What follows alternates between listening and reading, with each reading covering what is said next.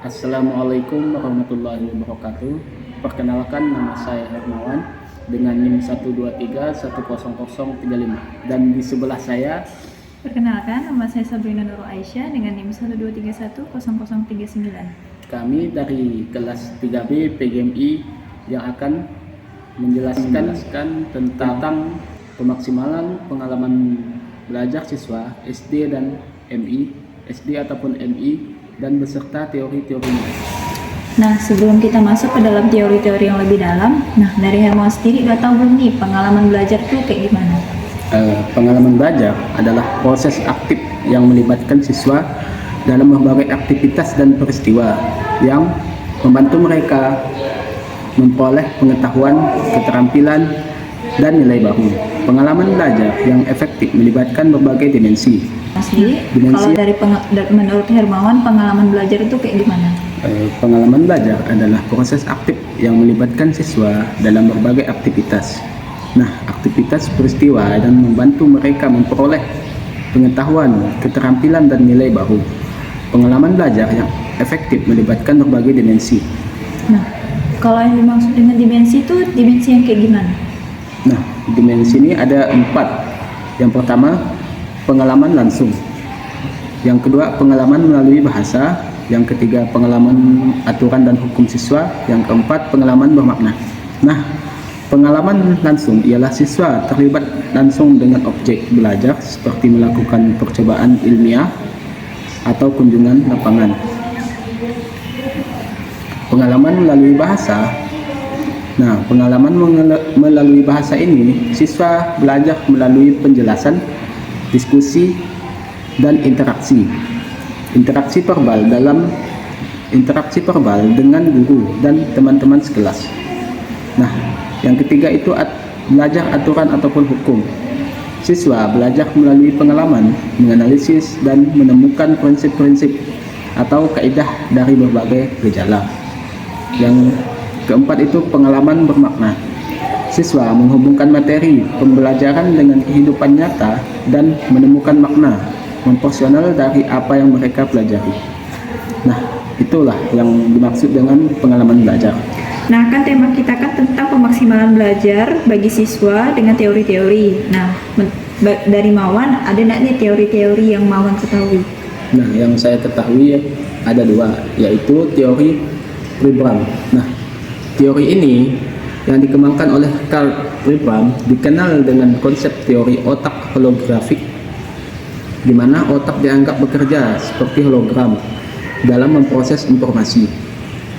Menurut teori ini, otak memperluas informasi secara menyeluruh ataupun holistik dan mengintegrasikan berbagai jenis data menjadi satu kesatuan pengalaman.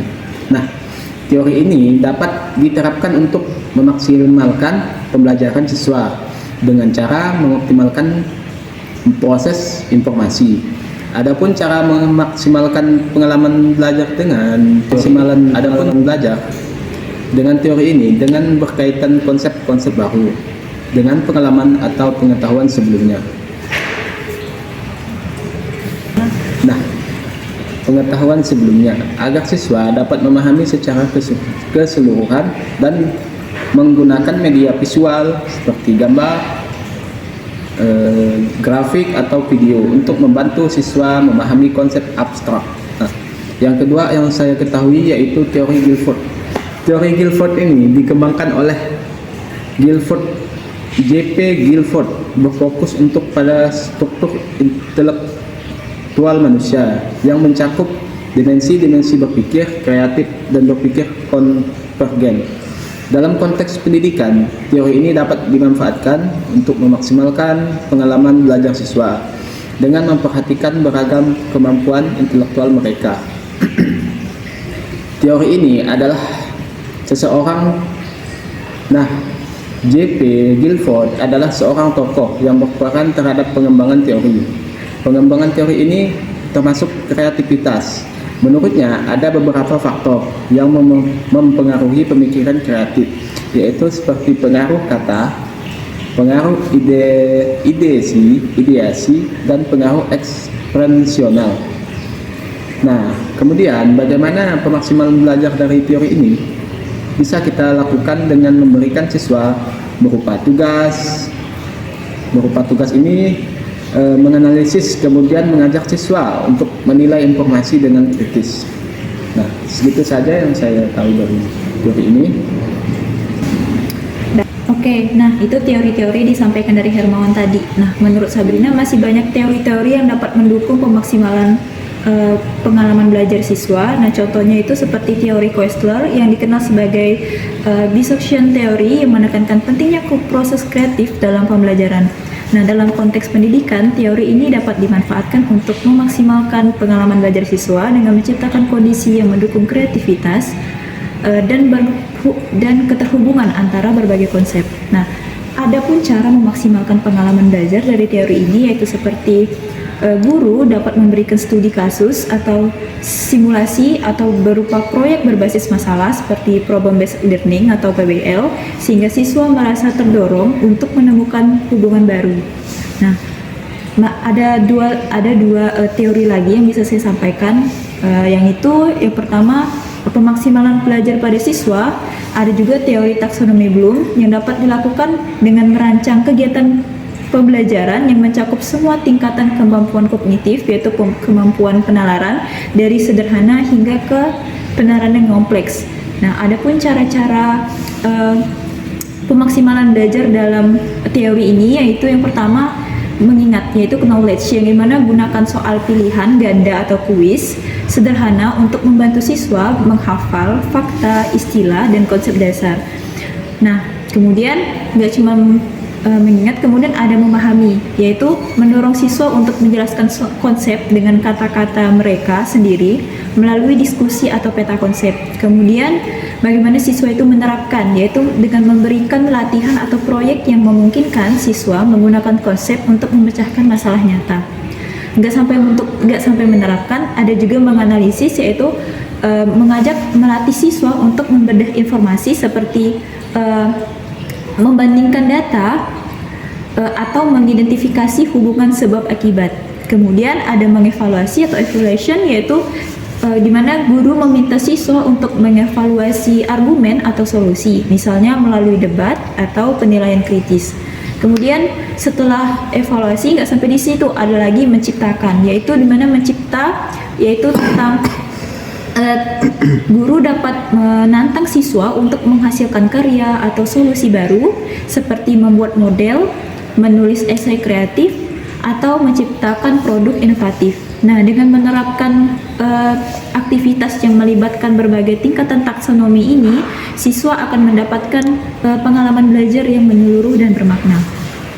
Nah, masih ada satu, kemudian ada teori taksonomi Anderson, di mana teori taksonomi Anderson ini tidak jauh berbeda dengan teori taksonomi Bloom, yang dimana guru dapat merancang kegiatan pembelajaran yang progresif berdasarkan 6 tingkatan proses kognitif. Yang pertama yaitu mengingat, yang dimana guru dapat menggunakan aktivitas seperti menghafal fakta, definisi, atau istilah dengan kuis atau flashcard.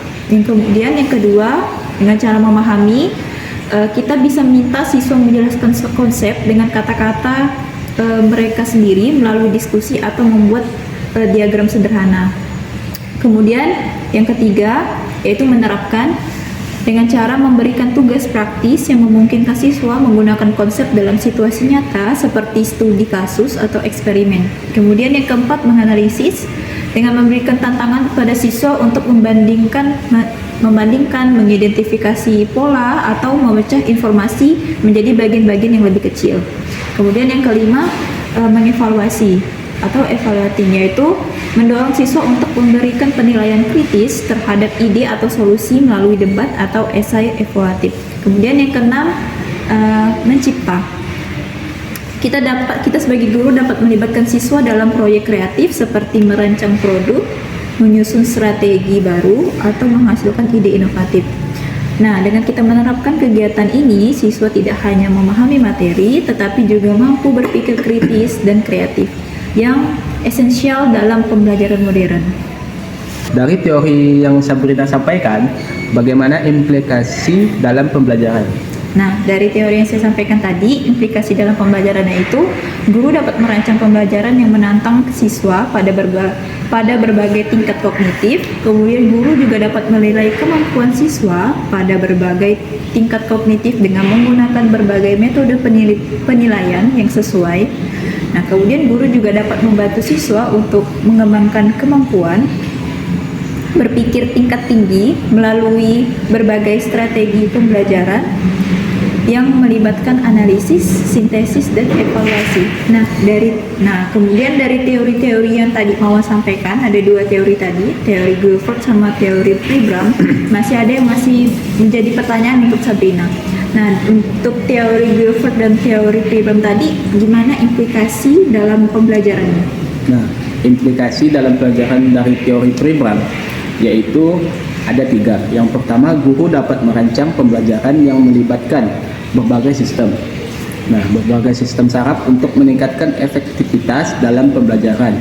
Yang kedua yaitu guru dapat menciptakan lingkungan belajar yang aman dan nyaman untuk mendukung perkembangan emosi dan motivasi siswa. Nah, yang terakhir itu guru dapat menggunakan berbagai strategi pembelajaran yang mengaktifkan kognisi siswa seperti diskusi, pemecahan masalah, dan pembelajaran berbasis proyek. Nah, yang kedua ini implikasi dalam pembelajaran dalam teori Guilford. Ada 2, yaitu guru dapat merancang pembelajaran yang mengakomodasi berbagai jenis operasi, konten, dan produk intelektual untuk memenuhi kebutuhan belajar yang beragam.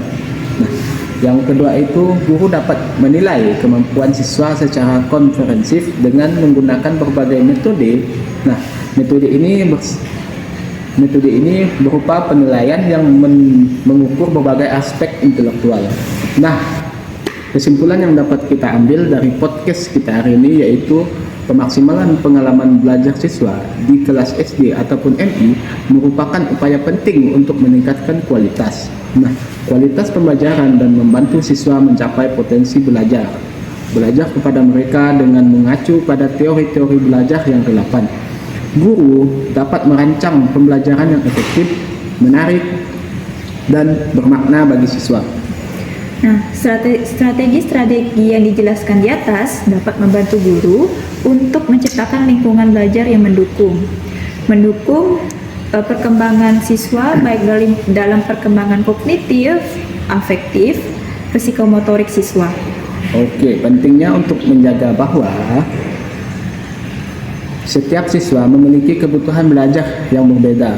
Guru perlu memperhatikan perbedaan individual siswa dan menyesuaikan strategi pembelajaran agar sesuai dengan kebutuhan mereka. Sekian podcast pada hari ini, kami tutup dengan wassalamualaikum warahmatullahi wabarakatuh.